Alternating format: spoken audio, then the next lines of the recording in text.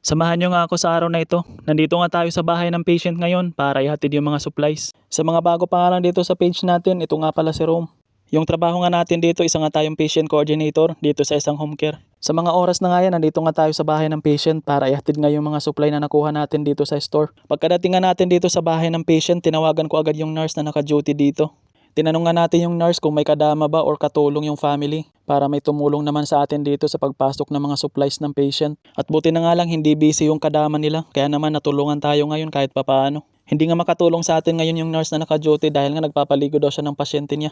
Dati nga nung may kasama pa akong company driver sa paghahatid ng mga supplies, dito ko nga mismo nilalagay sa may tapat ng pintuan nila yung mga supply na nakukuha natin para hindi na sila mahirapan. Kaso ngayon mag-isa na lang tayo naghahatid ng mga supply dito sa bahay ng mga patient. Kaya ngayon dito ko na lang nalagay sa may pinakatapat nila. Medyo malayo kasi yung pintuan nila dito. Kailangan mo pang umakyat. At naibaba na nga natin lahat ng mga supply ng patient.